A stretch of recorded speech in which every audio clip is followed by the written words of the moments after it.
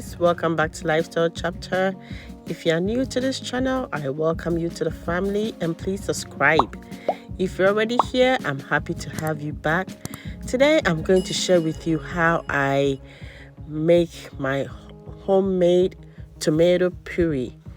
So this is my tomatoes I have in my sink. My sink is washed and cleaned nicely before I put in the tomatoes. And as you can see, I'm washing it under running water. So I put the tomatoes in the sink and then I washed it before I put a stopper there to let the water go away, and then I washed it for the second time. And for the second time, I added some salt to give it a nice bath. So in that way, if there is any bacteria or anything that is unwanted, the salt is going to kill it. And also, if you have any white vinegar, you can use that as well to wash it. So I have the tomatoes, and also you can see some red bell peppers. That is another ingredient that is going to be used for the puree. So for the second time, I have bathed it a little bit. So I'm transferring all the tomatoes into another bowl at the other side of the sink. So as you can see, I am washing it and then transferring it into the other bowl.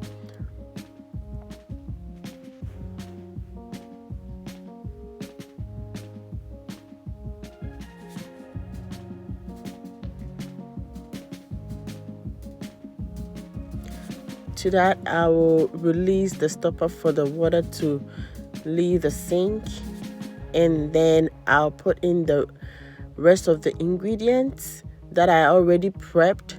I'm going to wash it thoroughly also, so I have put the stopper in there again, and then I'm trying to get in some water, and then I'll wash the rest of the ingredients nicely as well, and then I'll transfer it onto another plate.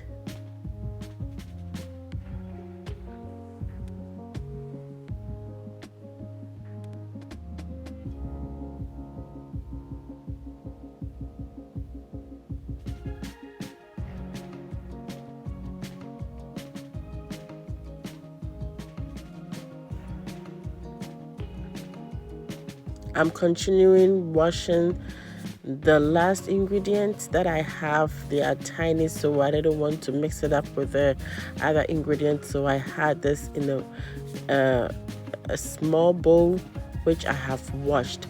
So now I have the ingredients. That is the tomatoes washed. I have my yellow onions, ginger, habanero, cloves of garlic, the mini sweet bell peppers. I have my shallots, and also I have the red bell peppers.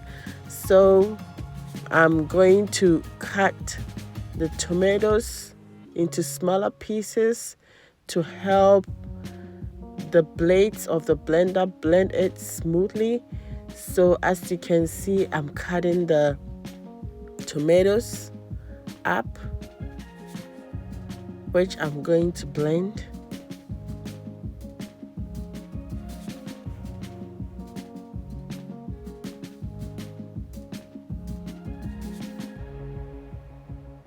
I have a lot of tomatoes, as you can see already. So I'll be cutting it and blending all together because I don't want to do just the cutting. It's going to take a lot of time. So I will be doing it side by side. So I cut some of it, which I'm going to blend right now, and then I'll continue cutting. It's in the blender now, as you can see, and then it's blending.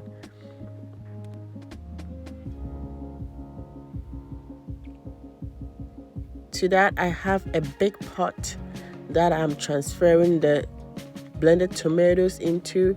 You always have to get a bigger pot for it to be easier for you to make your tomato puree in. So I have red bell peppers that I'm cutting. I don't need the seeds in it, so I'm taking off the seeds and then I'll cut it nicely.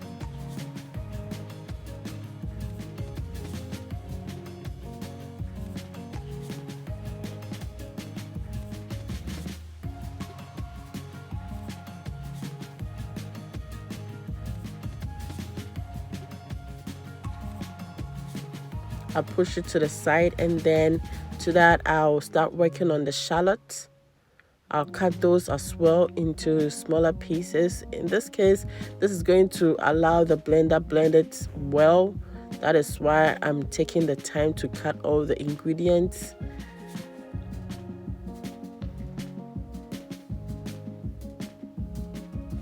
And these are the sweet mini bell peppers that I'm adding. So I'll cut all of that also. And also I added the habanero peppers, and the the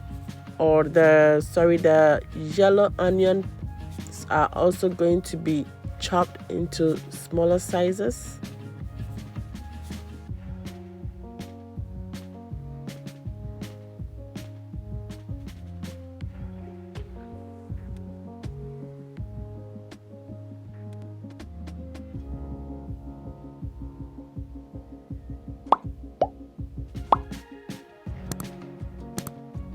So all those are blended with the tomatoes, and I have the second batch of tomatoes in the pot.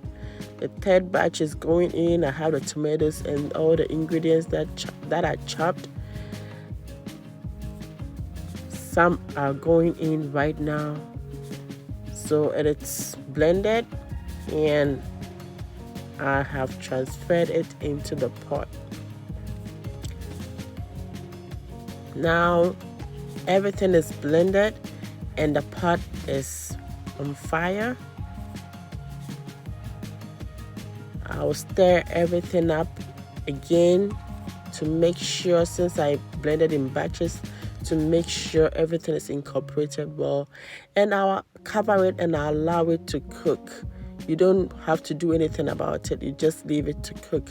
And these ingredients, that's the ginger and the garlic, I did not add that to the blended ingredients because I don't want it to cook for the flavors to almost go away. I know there will be some flavors in it, but I still need these flavors to be strong in the tomato puree, so I decided not to add it to it. So in this case, I'm cutting it nicely and then I'll put it in the blender for it to blend and set it aside. So when I see that the tomato has actually reduced, the water has evaporated and it has actually reduced, I'll add it to it.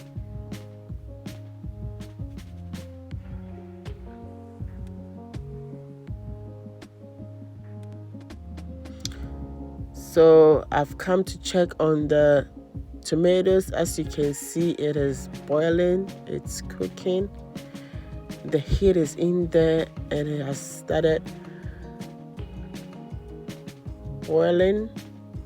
So I'll stir and then cover it up and I'll allow it to cook.